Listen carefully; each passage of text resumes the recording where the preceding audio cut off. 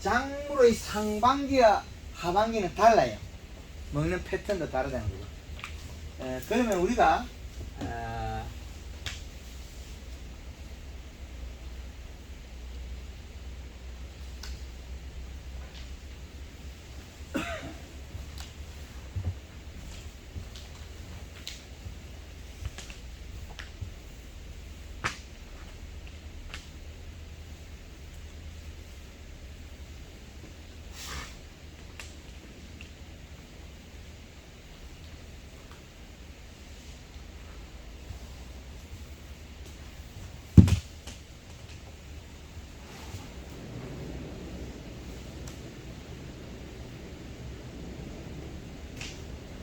문 닫아, 다른 문을 열어. 그거 닫아버리면 욕을 해요. 아시오. 그러면 우리가 이렇게 비료값을 계산해주면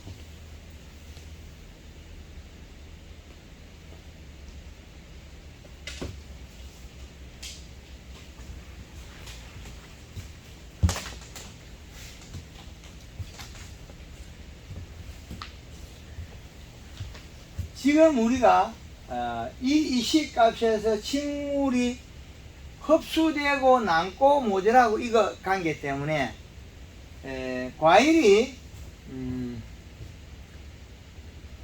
12월 31일하고 6월 30일하고 3월 31일 9월 30일 자 이렇게 되면 얘가 계절의 이식값이 다르다는 거죠.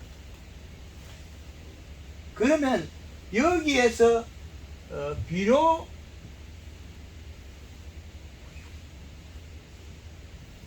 량과 이게 날짜에서 이동을 하겠죠. 양을 늘리고 식물이 성장을 한다.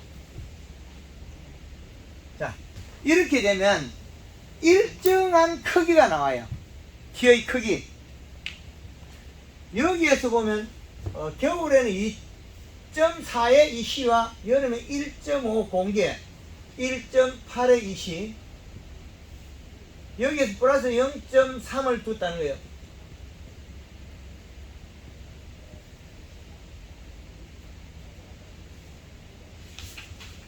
자 이렇게 되면 이 꼭지점은 계절의 꼭지점은 여기라는 거죠.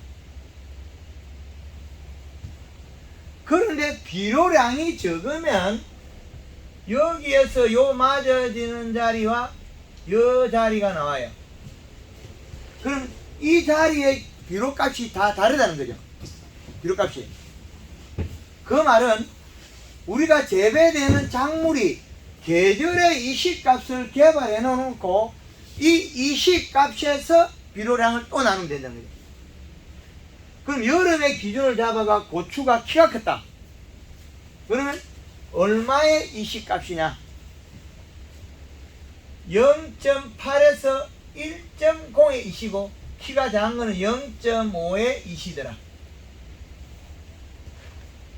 이거는 이식값만 가지고 나눈 거 질소 있는 거하고 무관합니다. 그러니까 정밀하게 찾은 건 아니라는 거죠. 이 이식값에서 사이마스케치 하우스에 잘못되고 복숭아가 안 크고 노릇탱탱한 거 그거는 가리가 많다는 거의 증명이에요. 그러면 여기에 이식값은 얼마냐? 여름에 1.8의 이시인데 여기에 이식값을 제가 강의할 때는 1.5란 이야기 하는데 1.5가 아니고 1.8입니다. 나빠질 것 때문에 그렇게 한 거예요. 최고의 시점을 지나면 이렇게 드문드문 나는 이렇게 되면 여기가 제일 좋은 시점인데 조금만 있으면 나빠져. 이렇게 내려가요. 그죠? 제일 좋은 시점에서 나빠지고 높아지고 그럼 여기에 0.3을 부족하게 다 만들어낸 거예요. 그죠? 그래서 이 강의를 어떻게 해야 될까 엄청나게 고심을 해서 어떻게 했느냐. 이 자리는 1.5다. 요 자리가 숨어있는 3이다. 플러스 0.3이 그런데 사실은 아닙니다. 제일 좋은 자리를 맞추기가 양의 기경 같으면 잘 맞출 수 있고 대사작용이 일어나는데 이걸 잘못 맞추면 우리가 토경 재배들이 많은데 우리나라 전체에서는 나빠진 걸 대비해서 1.5를 잡아라 그런 거예요. 여름에. 근데 1.5를 잡았더라도 질소냐 가리냐 비료가 다 달라요. 측정기를 사용해도 알 수 없는 부분이 요겁니다. 여기에서 비료 제일 많이 준 게 요놈입니다. 요게 제일 많이 먹었어요. 많이 줬어요. 많이 안 주면 안 크기 때문에. 그러면 얘가 지금 100평에 6포의 비료를 먹었는데 지금은 이제 토양으로 비료를 못, 토양의 이시가 2.1이 거기다가 지금 연면시비로 요소를 2kg에다가 가리하고 쓰고 있어요. 골드 칼라하고. 왜 그랬겠습니까? 아직까지 얘가 너무 커가지고 자기의 크기만큼 깔이 안 난다는 거예요. 색깔이. 무게도 뭉고 괜찮아요. 그러나 자기 양이 되게끔 영양을 공급시켜야 된다. 그래서 우리가 여태까지 알고 있는 상식을 그래프로 그리니까 다르죠. 우리가 알고 있는 고추가 키가 크고 고추가 길쭉길쭉하면 생산량이 넓고 비료가 많아서 그렇다. 적어서 키가 컸다. 확실히 정리됐죠. 우리 농업 이 많은 농가들이 고추가 키가 크면 비료가 많아서 그렇다 그 말만 믿은 거죠. 반문해서 결과를 정확하게 정립 안 했다는 거죠.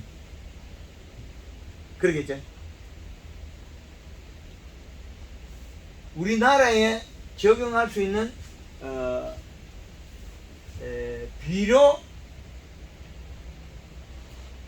비료량과 성장 그 관계 이걸 공식화합니다. 그럼 여기에다가 사계절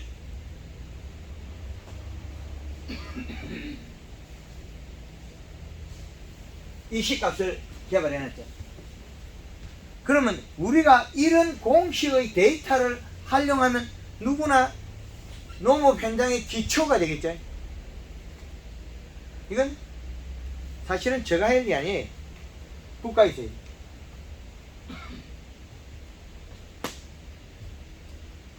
국가에서 해요. 그래야만이 식량 생산을 1차 산업의 생산량이 국가에 확대할 수 있는 일이거든요. 그러나 결과는 어떻습니까? 누가 해도 괜찮다는 거죠. 우리나라의 국가에서 국민이 있고 국민은 국가의 책무가 있고 국민에 대한 의무가 있다는 거죠. 그래서 누가 해도 관계없다. 그러면 뭐 누가 해도 시작을 해서 그 결과를 이끌어가서 잘하면 되지 않습니까? 그래서 이런 관계, 우리가 봄에 출발할 때와 지금 가을에는 선상이 같잖아요. 그럼 이 사과가 이 시가 2.1까지 맞춰놨어요. 2.1이 여기죠. 지금 현재. 그래서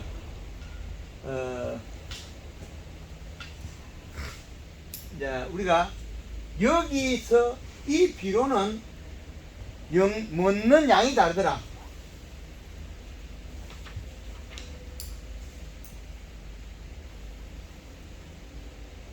완전 점질과 중점질을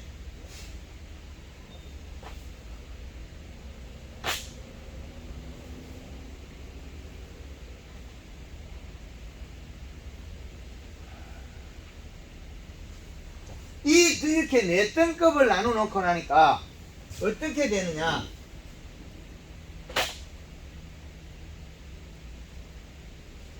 이렇게 나눠 놓을까 여기와 여기는 많이 차이 나더라. 비료량이. 여기는 비료량이 1년에 사과에 한다면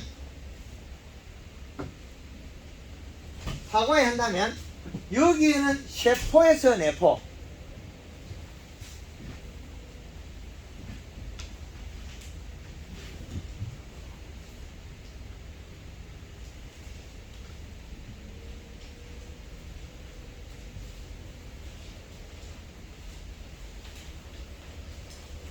달라지죠. 비료 쓰는 양이 다 달라집니다. 지금 용탈량에 해당하는 거죠. 용탈량에. 이제 이해되나요? 이렇게 비료가 토양에서 응집되어 있는 양이 다 다르다는 거죠. 사과를 재배하는데 100평에 비료를 10표를 먹어도 비료를 마다하지 않더라는 거죠.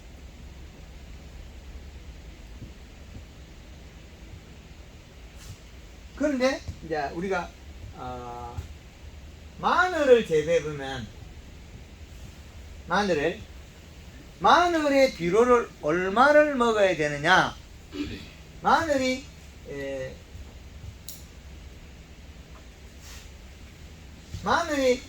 100평을 나누면 얼마를 비료 먹느냐? 완효성을 심을 때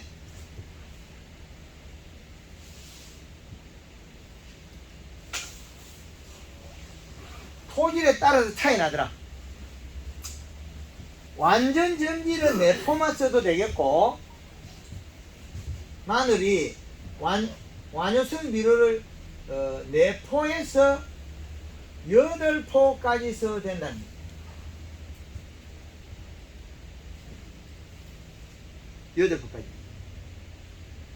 그래서 마늘의 비료를 값을 계산하는데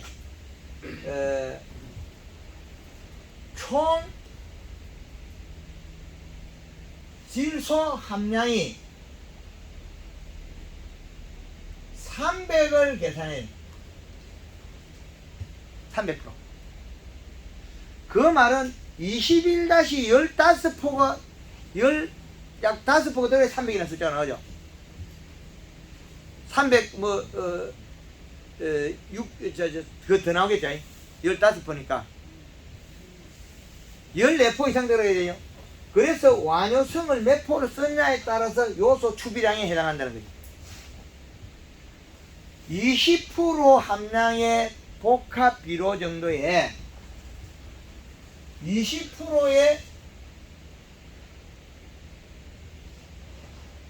질소 20%를 갖다가 영도를 100평에 한 포를 썼을 때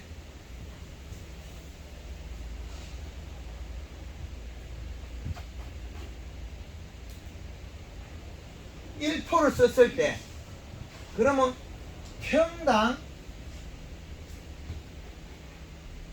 200g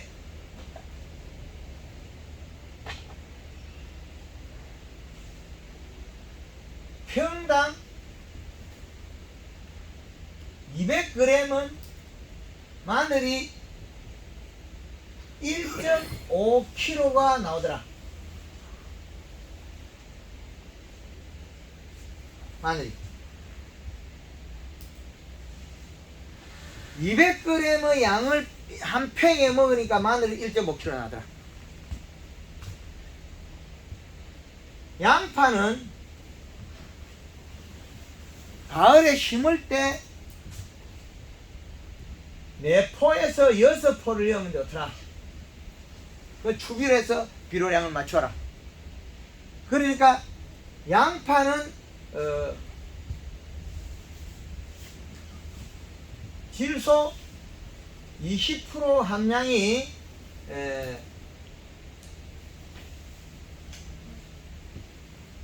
평당 200g이 들어갈 때 8kg가 생산이 되더라. 8kg. 감자는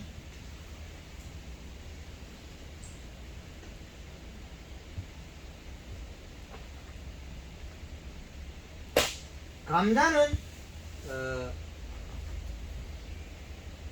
20%의 질소가 평당 200g이 들어갈 때 양이 3.5kg가 생산이 되잖아요. 그래서 강원도에 가서 비료를 갖다가 100평에 5포기를 하니까 깜짝 놀라가지고 아무도 말을 안 하더라. 강원도에 감자밭에 가서 감자 기술 가르쳐주고, 서산에 생강밭에 가서 생강 기술을 가르쳐주고, 제주도에 밀감에 가서 밀감을 가르쳐주고, 안동에 가서 사과 기술을 가르쳐주고. 왜 그랬겠습니까? 다들 데이터베이스를 확립을 안 하더라는 거죠. 사과 빨간색 내는데, 요거 빨간색 내는데 요소를 주라 하니 아무도 이해 못 하더라는 거죠. 요 빨간색 만들 요소 줘야 돼요. 가리 주면 빨간색이 안 나옵니다. 물이 팅팅하게 나와요. 여태까지 우리가 질소 비료를 주면 당도가 없고 10%그 맛도 그러죠. 그게 아니더라. 질소 비료를 줘야만이 이루어지더라는 거예요.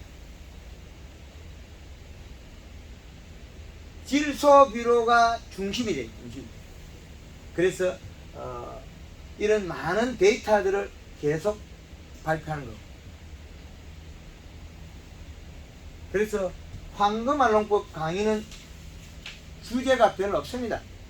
그냥 오는 여러분들의 얼굴에서 나오는 그런 질문 같은 받아들이는 그 내용 자체가 강의의 선상일 뿐입니다. 이렇게 가져온 과실 요놈들 보고 강의하는 거죠. 이게 다예요.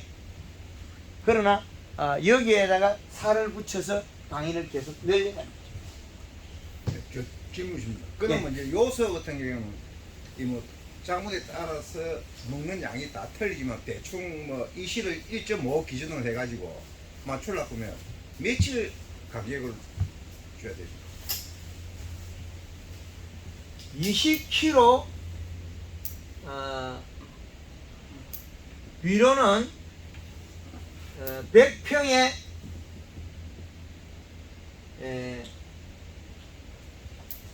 0.8에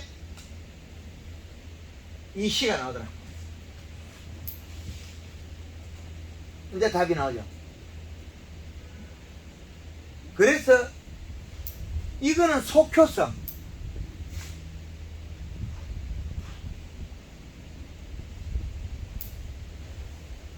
그러면 완효성은 0.2에서 0.5 정도밖에 안 나오더라. 안 나와 이거는.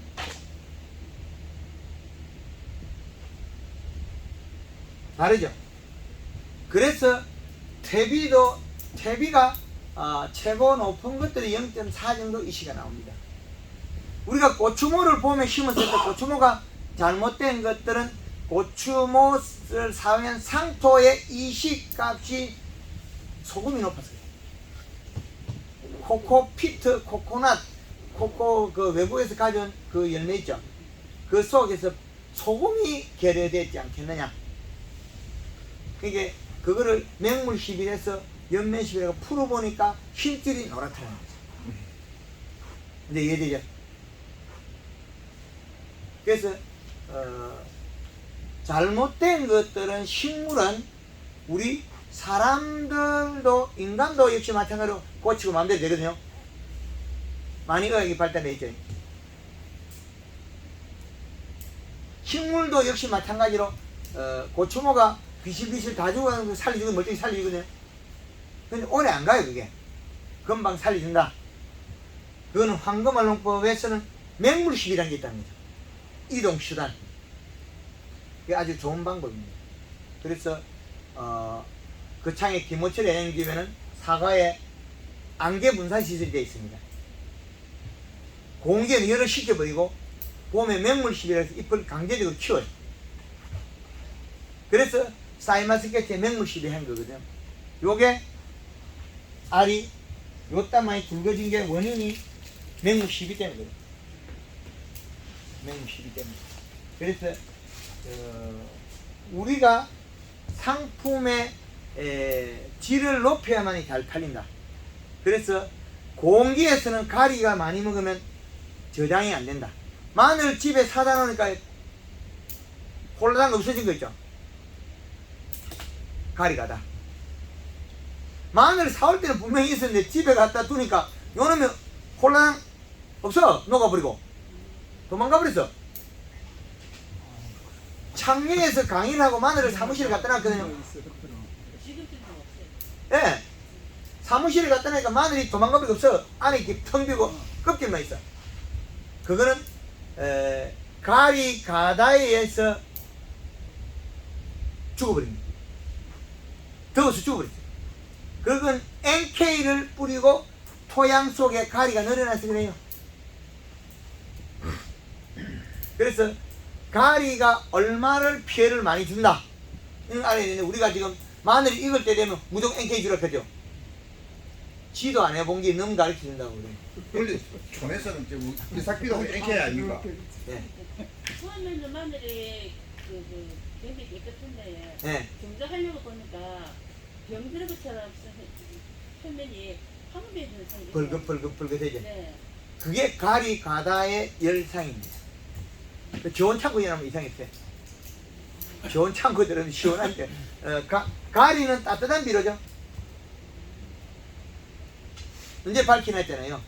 여태까지 우리가 소금은 따뜻한 성질, 질소는 시원한 성질, 설탕이나 탄수화물은 중립성. 다르다는 거예요.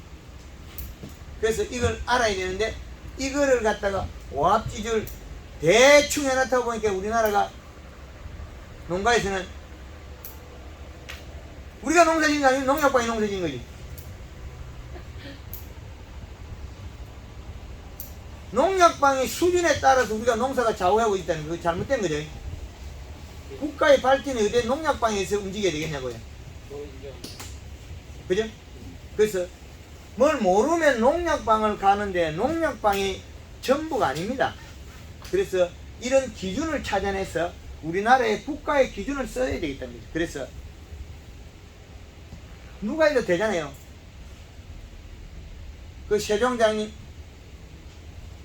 한글을 만들어내니까 잘 쓰고 있잖아요. 저도 아직까지 고맙다 소리 못했는데 잘 쓰고 있습니다. 이수신 장군 그렇게 하고도 월급 더 달라고 한 말이 없더라고요. 그 안중근 의사도 월급 많이 받은 것도 기록도 없고 유관순 누나도 역시 마찬가지로 월급 더 받은 게 없더라고요. 그래서 박씨 종친에 갔다만 동놈이 있더라고. 그래서 내가 되게 욕망하고 성시 성별이 중요한 게 아니고 지금 내가 행하는 것이 제일 잘하는 거다. 그렇게 제가 배워왔어요. 박씨 어디 영신이 가서 요도 무슨 여주에 가서 욕마트 얘기해왔어요. 깨를 박씨 그걸 박씨 아닌가 보네. 제가 그 가작해서 종친에 갔다가 목이 쉬어가 내렸어요. 개새끼들 욕한다고. 왜 그래 도둑질을 안 해먹어도 좋은 일 할 일 많이 있는데 왜 그 도둑질만 해먹고 엉뚱한 짓 하냐. 박씨면 박씨 일에 전체 일을 생각해서 해야 되지 그걸 훔쳐먹고 도둑질하고 있더라고요. 그래서 아직까지는 종친에 갈 기분이 안 나서 안 갑니다. 그 소리 들으니까 나도 박씨인데 기분 나쁜데. 예. 그래서 지금 잘하면 된다. 그 내는 태어날 때 우리가 감나무를 심었는데 감이 좋은 걸 열어야 된다는 거예요. 그러면 사과나무를 심는데 사과 좋은 걸 가르치는 거예요. 제가 여러분들 오는데 여기에서 온 분들이 지역 나누고 성별 나누지 않습니다. 제가 가르치는 거는 목적은 여러분들이 만족하도록 내가 설계를 내주고 이 설계도를 활용하시라. 그건 저는 최고가 아닙니다.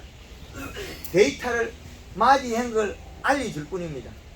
이거는 사상 이념하고 다릅니다. 식물은 뭐 스트레스 받는다는 말을 지금 많이 안 할까요? 제가 되게 많이 욕해버리겠다. 뭐래요? 식물이 어떻게 스트레스 받느냐? 식물이 스트레스 안 받는다고 봅니다. 사람이 갈릴 줄 알면서 그런 거 아닙니까?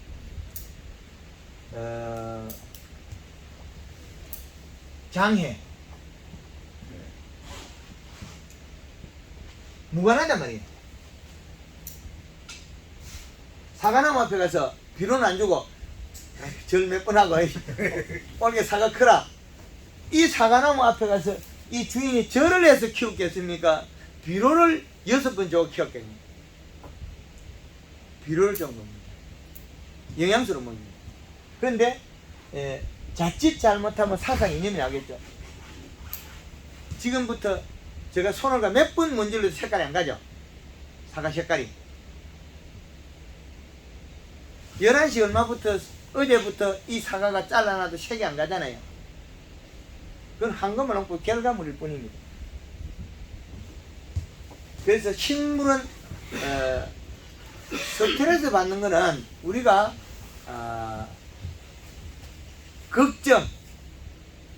걱정거리, 걱정한다. 내일에 뭐 할고, 내일에 돈이 많이 필요하다. 내 사업이 실패했다. 이런 거는 생각에서 피를 많이 쓰니까 이 다른 오장육부가 못 움직이는데, 식물은 대사작용 속에 장애냐 비장애냐 이렇게 나눠야 되지. 농사 잘 지라고 고사를 지나가 농사 잘 될 것 같으면 고사 지나기 제일 수월합니다. 장마 잘 보면 되잖아요. 뭐 무당을 데려오든 구슬하든 뭐 잘하면 되는데 이게 아니더라는 거죠. 그래서 각 지역의 이런 온도에 의해서 작물의 영양과 그 관계가 다르더라.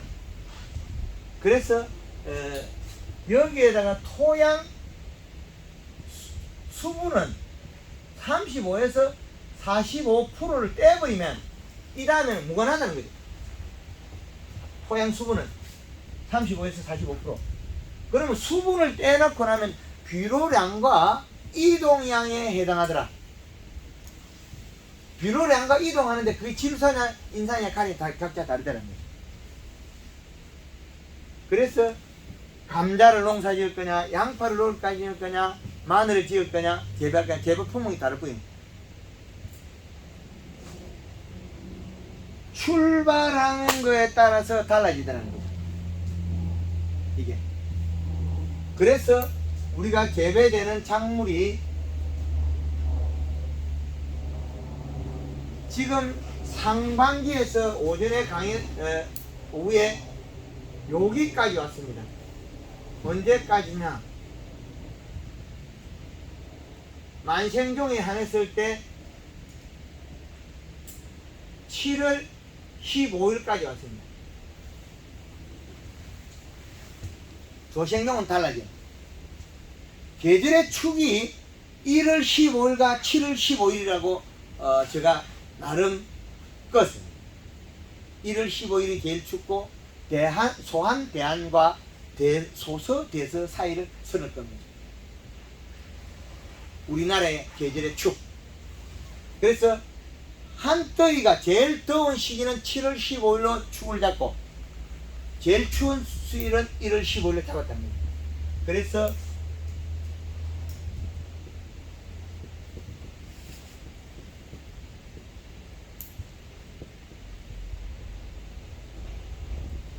농사라는 말은 거창한데 작물 재배란 말이 많습니다.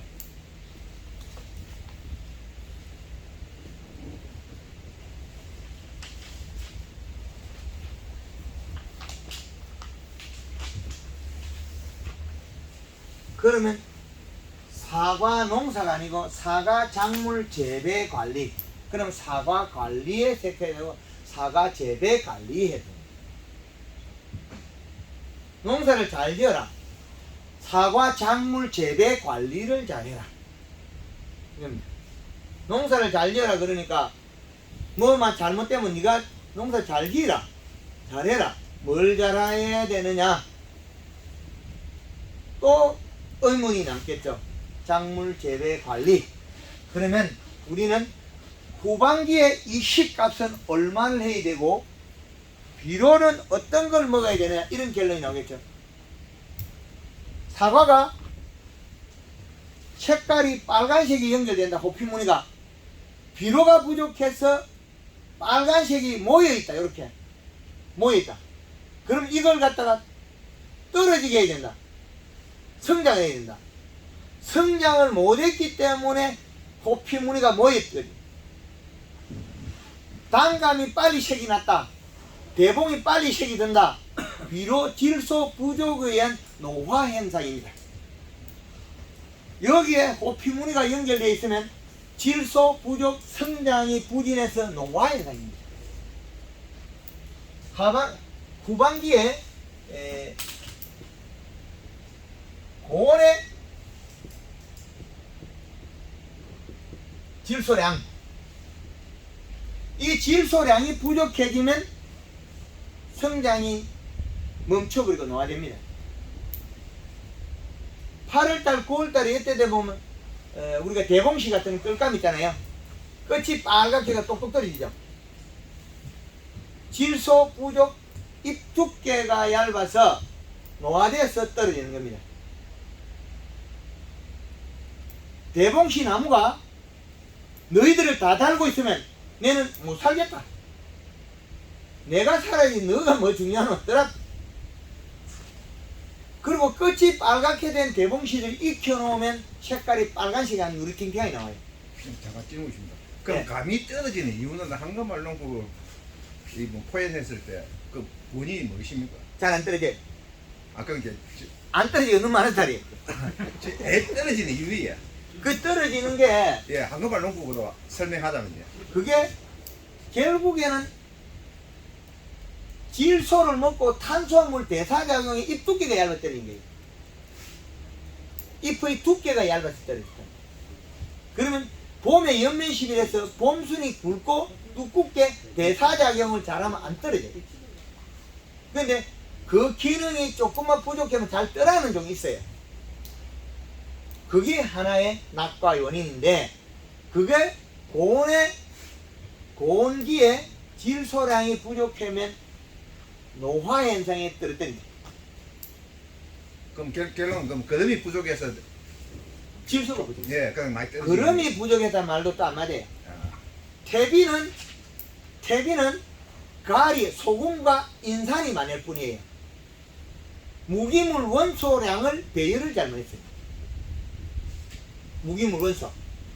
작물이 원하는 토양에 수분이 있고, 토양에 수분에 비료값이 있다.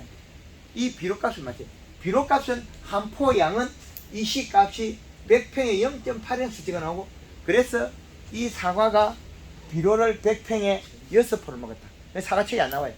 비료 양이 너무 많았어. 예, 그런데 이것도 작다. 이게 요 놈하고 요 놈 작은 놈하고 비료 차이 더 엄청나요. 많이 먹어요, 얘는. 여기에 영양을 가득 채워야 돼요. 비료하고 설탕하고 그 걔네들을 분자로 풀어보면 열량이 같을 수 있다는 거예요. 그 말은 잎이 일을 해서 더 일을 해서 늘린 거지, 비료량으로 보면 한 포모 뭐 20kg가 나와야 되는데 더 나오잖아요. 그런 함수량이 있다는 거죠. 그럼 비료의 당과 설탕 15kg의 당과 사과의 농축해서 만든 당과 같을 수 있지. 요거를 당도를 뽑아낸 거나, 그러면 사과의 당도는 질소로가 만들어야 되는 거죠. 질소 인산가리. 근데 요 원소량과 요 사과를 말려서 나오는 설탕하고 용이 같을 수가 있어요.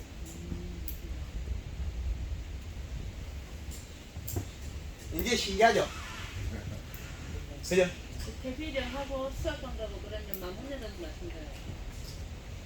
그런데 여기에는 수분이 많이 들었을 뿐이에요. 비록 포도수학에는 수분이 안 들었죠? 비료는 그냥 비료의 순수한. 설탕은 그냥 말리는 거죠. 탄수화물. 그러면 요 속에서는 뭐가 들어있죠? 수분이 들어있죠. 요걸 수분을 빼고 당을 축출하면 거의 분자가 같을 수가 있어요. 이상한 논리가 나오죠. 그래서 그러면 많이 다수화 가려면 이 사이마스켓은 비로 얼마나 먹겠습니까? 많이 먹겠죠. 이파리도 몇 장 안 되고 한 덩굴에 이파리가 9장에서 12장밖에 안 나와요. 그런데 한 덩굴에 평균 2.5송이 달았어요. 그럼 2kg가 넘게 달렸어요. 그러면 우리 지금 책에 나오는 상식으로서 이게 이해가 안 되죠. 이파리 9장에서 12장 사이에 2.5송이 포도를 생산한다는 건 평균 800g대를 못 한다는 거죠. 그건 왜 했느냐? 잎 두께로 만들어집니다. 호두 잘 들으세요. 호두가 작게 열는 원인은 잎 두께가 얇아서 해마다 적게 열어요. 잎 두께가 두꺼우면 해마다 많이 열어요. 잎 두께가 얇아서 그렇어요. 단감 농사 짓는 분들 가지를 짧은 걸 굵게 만들면 해마다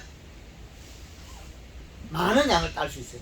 굵고 짧은 거는 꽂는 문화시키면 되거든요. 그러면 짧은 가지는 내년에 짧게 나와요. 그 다음에 짧게 나오면 어떻게 되느냐? 잎이 크는 시간이 확보되어 있다.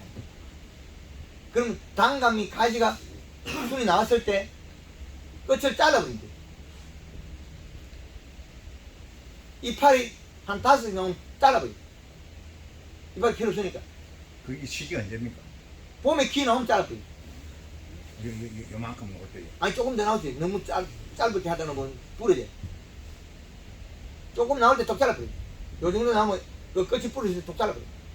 이게 길어지고 있을 때 이미 늦어요. 잎이 안 자라요. 잘. 조금 나올 때 끝을 똑똑 따버리면 전대이 크게 나.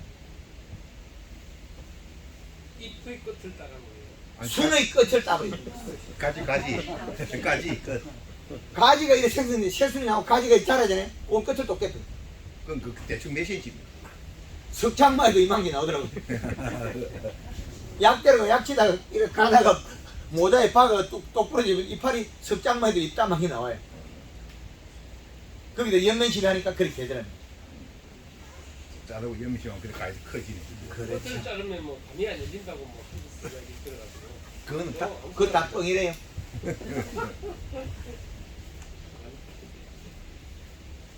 그 다 뻥치는 이야기들이 많아요. 그래서 우리가 더 배우고 발전해야 되는 거죠.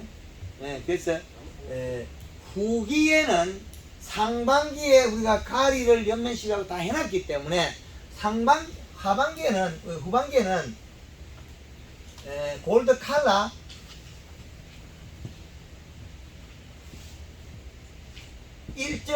(1.5L인데) 이것도 바뀔 수가 있어요. 걔들의 시간에 따라서는 온도에 따라서 1.5L에 가리가 500g부터 해가지고 이게 다양하게 품목과 달라요. 3kg까지도 올라간다는 거예요. 지금 여기 사이마스켓에다가 가리를 3kg를 뿌리고 오니까 제가 뭐랍니까? 요놈을 딱 뜯겨가지고 가리가 왜 들어가서 그러죠? 요놈을 보고 가리가 왜 들어가서 그러잖아요. 주인은 이거 포도 갖다 놨다는 소리 듣고 내가 들고 와서 요놈 가리가 왜 들어가서 그러잖아요. 앞에 갈변이 됐다는 거예요. 표면이. 제가 포도밭에 가지 않아도 여기서 나오잖아요.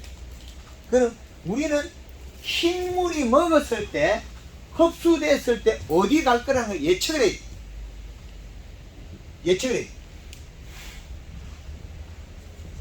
많은 정보로서 예측을 해요.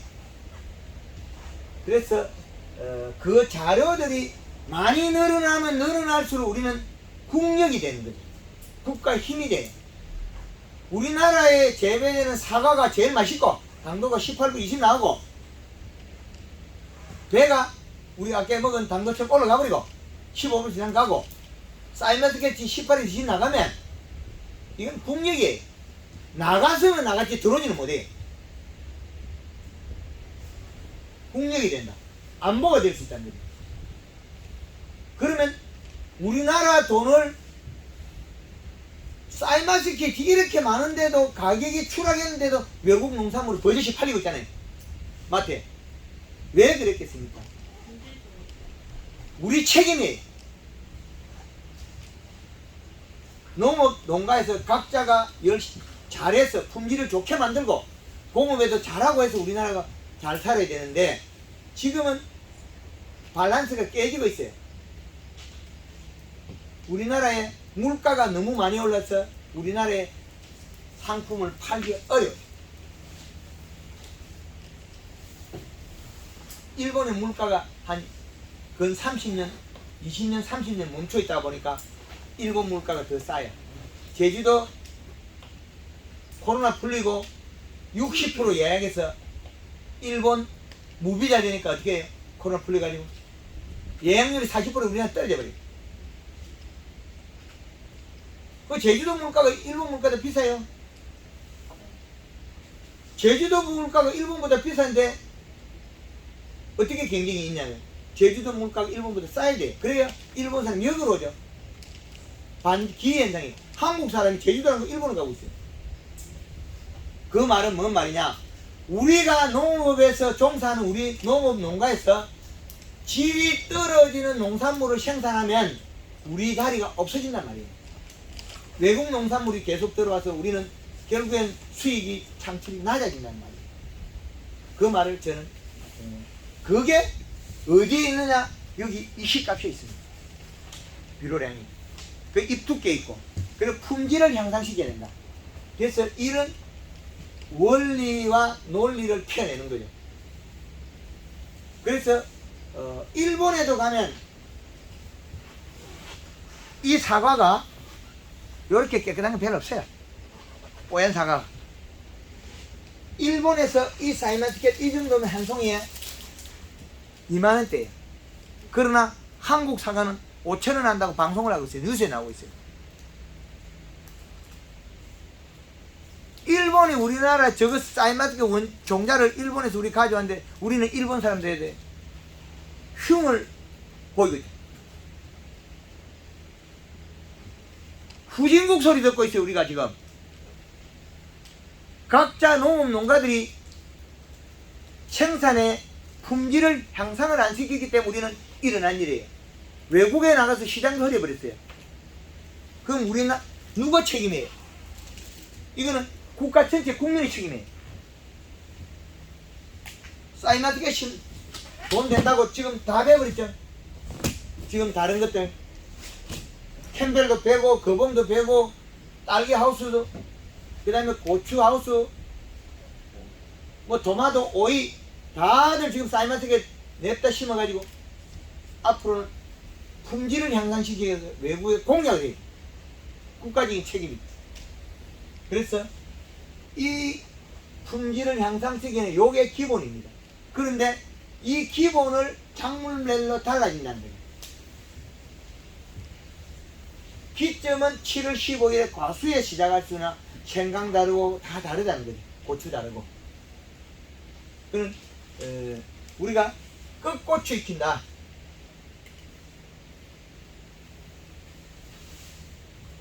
끝물고추. 끝물고추를 익히려면 설이 오기 40일에서 45일 전부터 해가지고 칼라 2리터에 설탕 3kg에 가리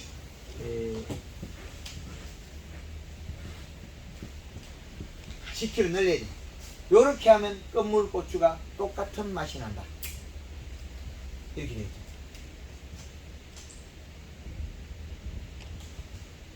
지금 500리터 기준이죠. 예. 그러면 요게 20리터에는 80cc가 되고 120g이 되고 200g에서 400g이 된다.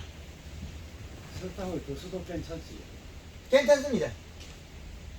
목적만 있다면 김장 배추 저는 시에 엊그제 고소한 그린 2번에 얘는 고소한 똑같아. 칼라 1번. 요거는 물 500리터 기준에 하면 1.5리터에 그린이 한다면 그린을 해고야 되고 칼라 하면 칼라 되는데 설탕이 1.5kg 요렇게 하면 됩니다. 이거 가리 안 들어갈 때예요. 그리고 20리터에는 60cc가 되고 설탕이 60g이 되는 거예요.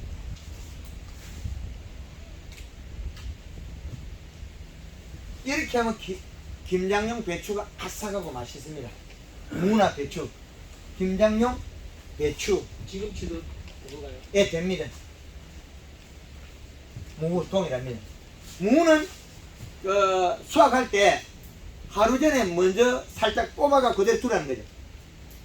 그럼 그 다음날 시들려 가지고 잘라 가지고 만져라. 그렇지 않으면 깨진다.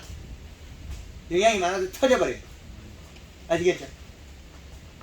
김장용 무는 먼저 뽑아서 두라. 딱딱 뽑아가지고 우리 단무지, 예 단무지, 뭐 닭강무식하는 단무지. 그것도 역시 마찬가지. 먼저 하루 전에 뽑아가지고 씨들 켜라. 잎이 시들어야 된다. 그래서 잘 안 부러지게 해야 된다. 금이 안 가게 해야 된다. 이해되죠? 그러면 배추김치가 정말 아삭하고 좋아요. 연면 12는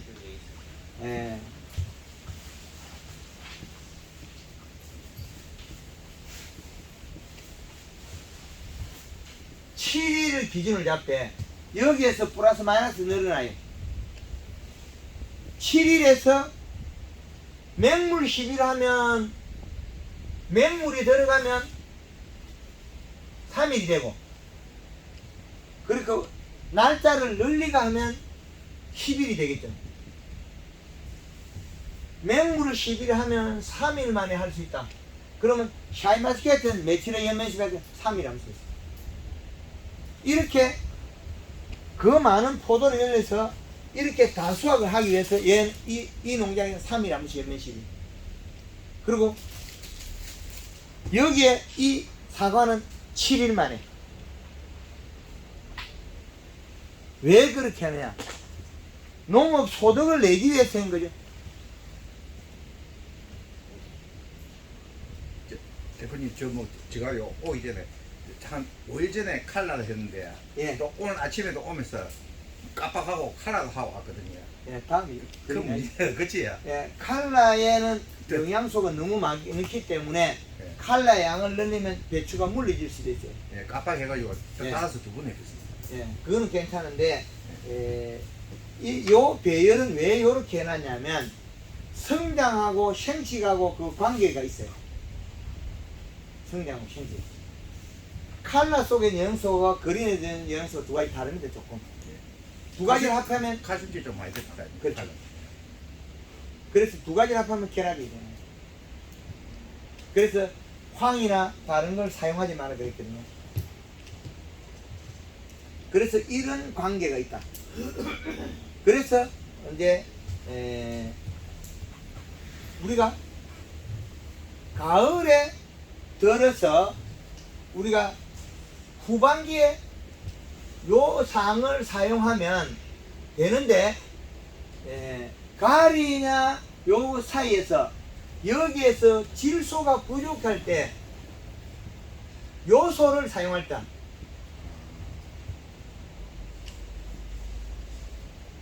가리를 줄이고 요소를 늘리는 거예요.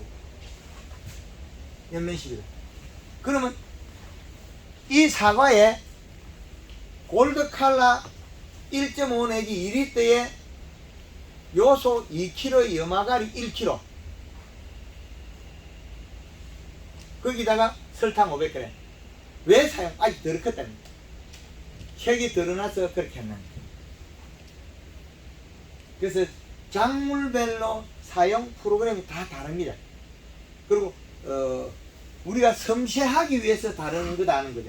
그럼 잠깐만 지금 고추도 그러면 네. 제가 보고 마지막 끝꽃이 익힌다고 예, 칼로 계속 치다가 네, 중간에 혹시 고추가 조금 물렁물렁하면 요소 섞어도 됩니까? 그렇죠. 바로 그겁니다. 좀 섞어도 되네요. 그렇죠. 예. 고추가 잎이 얇아가지고 물컹거리면 요소를 섞어도 괜찮아요.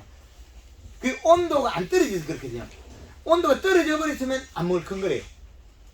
온도가 따뜻하니까 대사적으로 하니까 뭐 해야 돼요? 질소 부족 현상. 온도가 떨어지면 가리가 더 유리하니까 있으니까 관계없는데 날이 따뜻해서 일어난 일이에요. 우리가 원했던 건 날이 쑥 추워져야 되는데 요 내려가다가 따뜻해져 버린 거예요. 그럼 질소가 필요한 거죠. 예, 비가림 하우스니까. 예, 그러면 예, 하우스니까. 온도가 필요하다는 거죠. 온도가. 그래서 우리가 그 작물이 자라는 거는 다 그 영향이 달라요. 온도의 변화에 따라서 이 그래프가 나왔잖아요. 이 사계절 그래프가. 사계절 비료량과 이시값은 아주 중요합니다. 저 이시값에는 질소를 안 주고 소금만 줘도 올라간 거예요. 소금만 줘도 달라집니다. 그래서 여름에 6월달에 단감에다가 황산가리를 추비하고 색날라고 빨리 딸라고 뿌려버리니까 감이 안 커요. 7월달 8월달 더우니까 안 크겠죠. 6월 중순에 올해는 추석이 빠르다고 빨리 수확하기 위해서 단감 태초에다가 황산가리 뿌려버린 거예요. 안 커요. 색만 오리팅팅하게 나요. 그래서 빨리 요소를 줘라. 그리고 집에 어머님 집 옆에 이게 집 앞에 담벼락에 단감나무 한 폭이 있어요. 태추 단감이. 그래서 집에서 먹은 음식물을 갖다 주니까 염도가 높아요. 가리가 높다는 게 있죠. 그 감이 색이 살 돌아요. 빨리 요소 비료 줘라. 그럼 쑥 커요. 그러다 그 요소 다 먹고 나면 되면 질소 다 먹고 나니까 또 색깔이 나요. 이렇게 작물은 정확하게 행동합니다. 우리가 TV 보면 확실하게 뇌물 무면 행동하죠. 뇌물 무면 딱 표현하죠. 고추는 더 정확하게 나오던데요. 예? 고추는 더 정확해. 그렇죠. 고추에도 정확하게 뇌물 무는 것도 더 정확하게 나와요. 고추 너무 정확하던데. 예. 뇌물 무면 뇌물 무표가 탁 납니다. 그래서 우리가 그 영양소에서 무기물 원소에서 작물이 변한다. 그렇게 보면 되겠습니다. 그래서 그게 계절하고도 전혀 관계가 있다. 따뜻한 성질의 비료를 쓰느냐, 시원한 성질의 비료를 쓰느냐, 그 차이가 많다. 그래서 그러면 이제 우리가 겨울이 돼서 가을이 돼서 겨울이 된다면 또 다르겠죠. 이제 가을에는 단풍이 들어서 겨울을 차비해야 되겠죠. 작물이. 이 단풍이 들 때는 골드 칼라 2리터에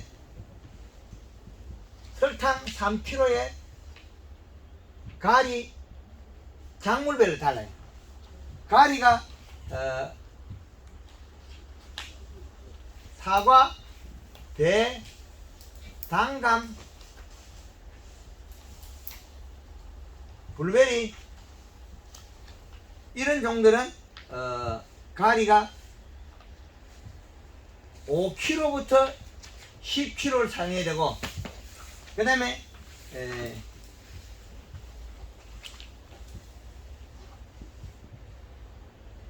사임이나 복숭아 잎이 연한 거는 가리를 얼마를 써야 되나? 3kg부터 5kg까지 써야 된다. 이게 다르죠. 잎 두께가 얇아서 그래요. 잎 두께가 단단하고 두꺼운 것들은 가리 양을 늘리고 잎 두께가 얇은 것들은 가리 양을 좀 줄여줘라. 그 말은 소금의 염의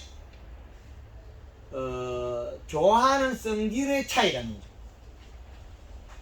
식물이 염을 좋아하는 양과 질 차이다. 그렇게 보면 됩니다. 염의 양과 질 차이. 그래서 가을 단풍하고 관계 있다. 그래. 그래서 이런 공식을 다 개발해서 사용한다. 단풍 들이기는 몇 번 해야 되느냐?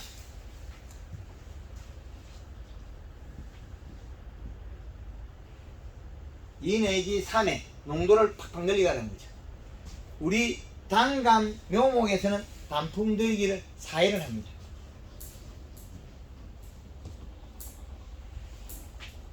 5kg, 9월 중순 넘어가면 5kg, 7kg, 7kg, 10kg. 우리 단감 묘목에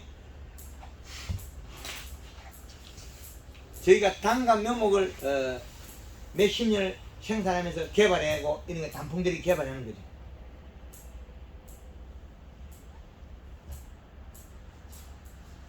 단풍들이 중요합니다.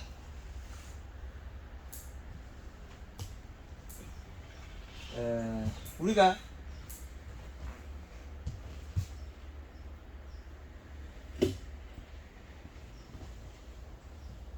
단감 묘목에서는 단풍 들이기를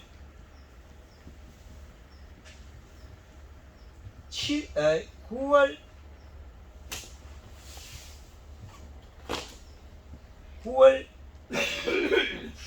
중순부터 시작해서 5kg, 7kg, 7kg, 10kg. 여기 요거는 가리량입니다. 위에 거는 같고 가리량. 여기에다가 칼라.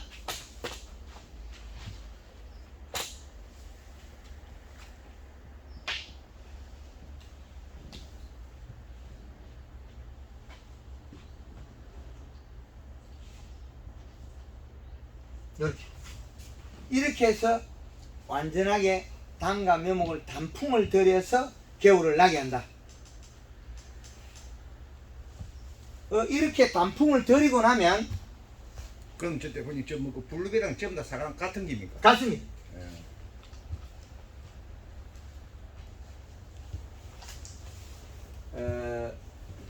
그리고 이제 여기 7일 간격. 예, 7일 간격. 그거는 날짜는 조금 관계가 없습니다. 가을 날씨에 따라서. 그 다음에 겨울 유막 코팅.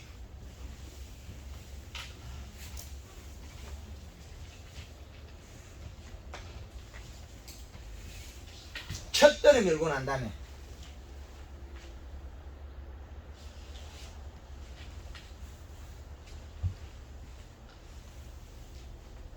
첫 떨음 후에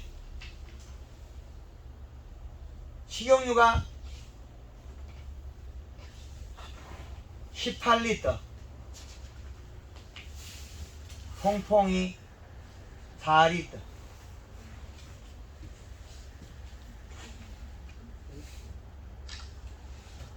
그 다음에 남은 거는 겨울 물주기.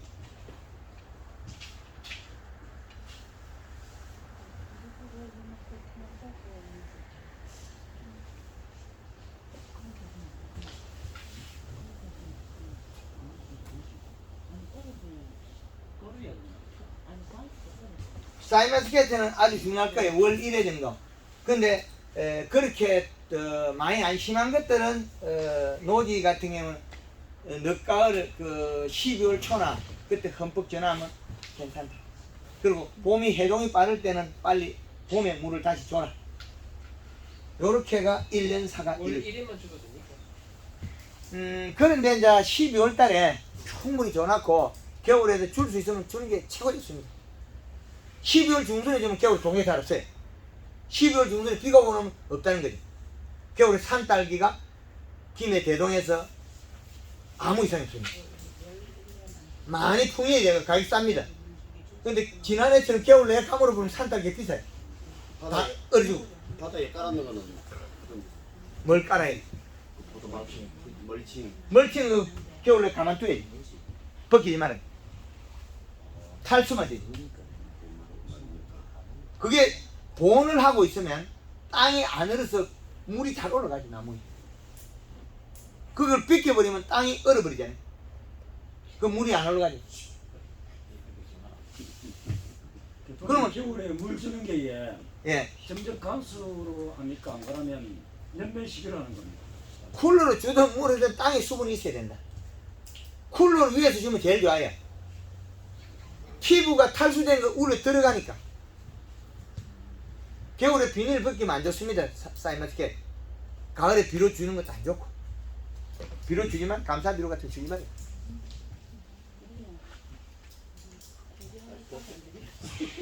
11월까지 계속 하지 마세요.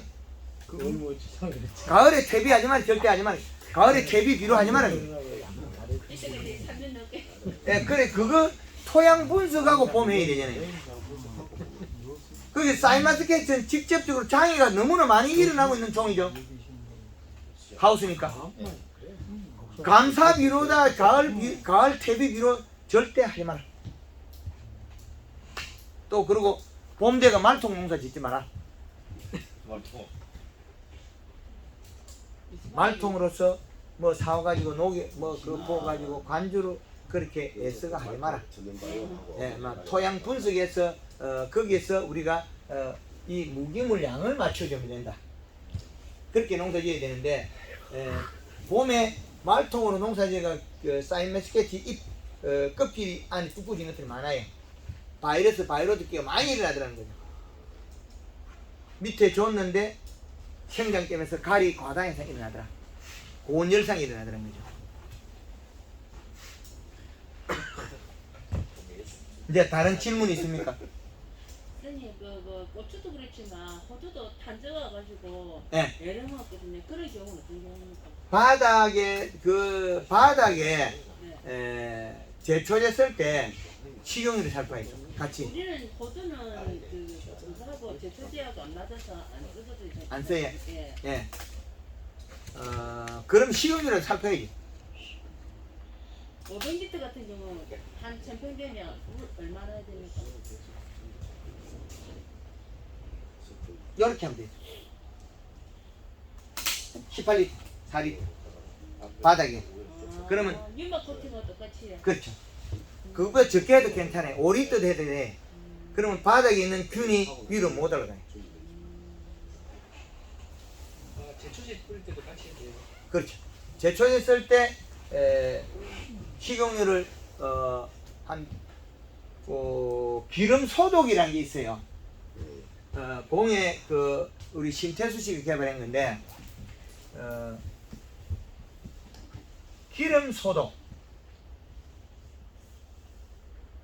기름 소독을 해가지고 김천에서 우리 포도하고 사과하는 사모님이 사과밭에 바빠가 약을 4번밖에 안 쳤어요.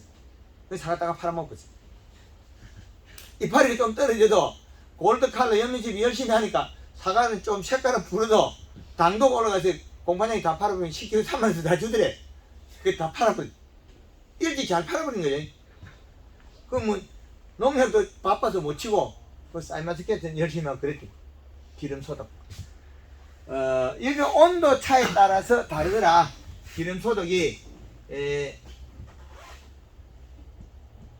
식용유가 분해가 잘 돼야 돼요. 식용유가 물 500에는 2.5리터.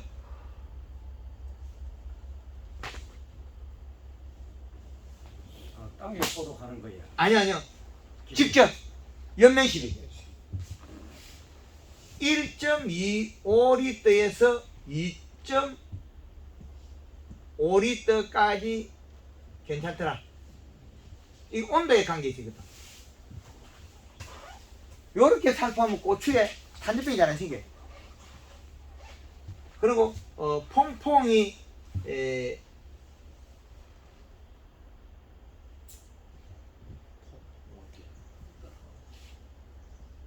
퐁퐁이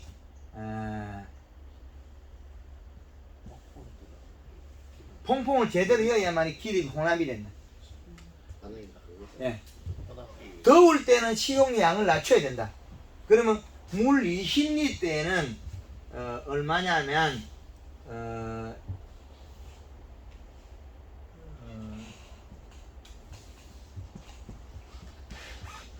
식용유가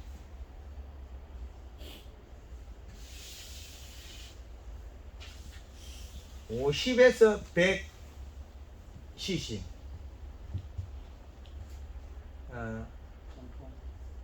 퐁퐁도 역시 마찬가지로 이거는 퐁퐁은 100에서 한 200까지 돼요. 양이 많아요. 20리터. 요거 위에 거는 500리터고 500리터 기준이고 밑에 거는 20리터 기준이고. 다르. 고추에 치면 탄저병이 안 생겨요. 벌레가 다 도망가버려 깊이 해버려. 근데 이건 복숭아 치면 안 됩니다. 털에 배기갖고 잘못돼버려.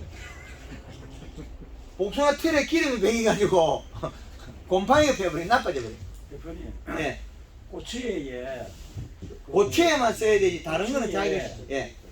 해가지고 어릴 때 하니까 예. 고추가 엄청 태나게 해가지고 장애가 오던데. 요 농도 차이. 농도하고 배추 모종이 있어도 괜찮아요. 그 온도하고 비례한다. 양하고 용량하고 100cc나 식용유 50cc나 차이. 100에 예. 보통 100 이랬는데 예. 그러면 온도의 요 양이 유가기에 좀 많았다. 근데 성모 큰 것들은 또 괜찮아요. 어린 것들이 숙취할 때 있잖아요.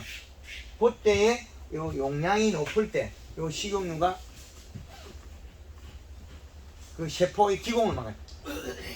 그래서 50cc는 어느 곳에 해도 해가 없더라. 100cc는 해가 나더라는 거죠. 예, 그래서 100cc는 좀 단단해서 괜찮고 과수에는 얼룩이 지거나 잘못될 수도 있다는 거예요. 그래서 소량으로 살포하고 해야 된다. 그래서 고추에는 이렇게 하니까 프로그램이 안정화되는데 다른 작물들은 소량으로 살포해보고 해야 된다. 그리고 바닥으로 기름이 물 500에 5리터 정도 한 마리에 집통에 한 400cc 바닥에 살포하면 그거는 제초작용성 풀도 잘 죽고 균이 잘 살면 되더라. 기름 냄새가 나면 모기가 없어요. 가수원 안에 밭에다가 그 사모님이 기름을 사과밭에 나무 밑에다 계속 뿌리니까 여름 내 모기가 한 마리 있더라고요. 혹시 질문 있습니다. 담배가 온실가루에 그것도 혹시 해당이 됩니까? 그한테 물어봐야지. 아니 거의 많아가지고 예, 그게 냄새를 맡느냐 안 맡느냐 그 차이거든요. 깊이 효과는 있습니다. 근데 온실 가루가 요걸 살포하면 아마 뭐 크기 뭐 예. 주도지 뭐 해는 없겠지. 예. 그런데 밤에 살포해야 돼요. 고추가 기공이 다 꼈을 때 아침 일찍 새벽에 가든지 기공이 열기 전에 어쨌든 온실 가루 입 뒤에 붙어 있거든요. 저는 저 방법 작년부터 했거든요. 예. 고추에. 예. 근데 온실가루 이거는 혹시 해당이 되는 거 싶어요. 줄어들어요. 밀도가 많이 못 늘어날 건데 밑에서 살포해 버리면 힘을 못 써요. 그런 영향이 있다. 제가 한번 해보고 예. 말 잘 들으면 대표님한테 전화 드릴게요. 네. 또 다른 분 질문 있습니까? 단풍 드릴 때요. 예. 전면 시비도 같이 해야 됩니까? 아니면 맹물 시비요?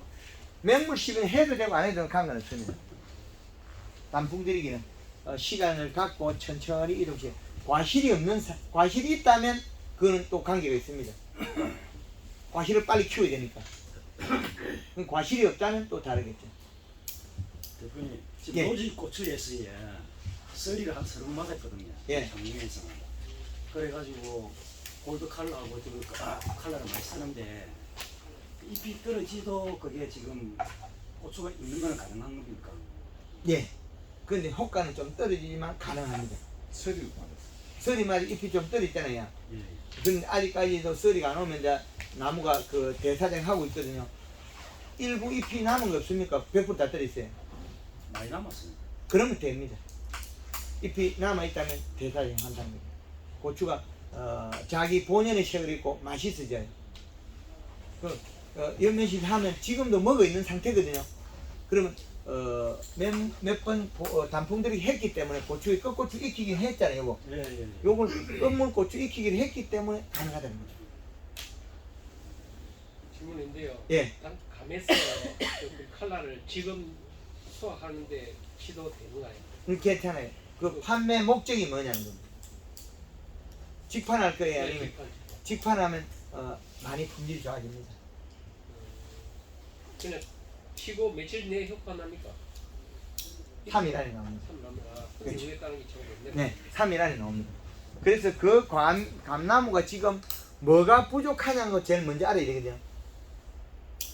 잎을 보고 살이 빠지는 오미 있는 걸 봐야 돼. 일부. 그래서 질소라는 성질은 좋은 건 있는데 이 사과에다가 질소를 먹이면 당이 더 떨어져요. 뚝 떨어졌다가 다시 올라요. 키운다고. 떨어졌다가 다시 올라요. 계속 질소를 사용하고 있으면 당이 계속 올라가는데 안 사용하다가 갑자기 사용하면 당이 떨어져요. 떨어져 다시 올라요. 왜 그러냐? 성장하기 때문에. 당은 성장의 분에 또 비례한다. 그렇게 되어 있습니다. 좋은 결과로 나옵니다. 그리고 황금을 넣고 한 거는 좋은 결과가 많이 나온다. 근데 지금 밑에 아무나 쓰다가 예. 지금 가서 이제 오늘 이제 사가지고 가서 칼라를 뿌릴 건데 예, 효과가 있을까 하는 생각이 좀 들었어요. 예, 괜찮습니다. 하시면 됩니다. 예, 그렇게 하시면 되겠습니다. 예.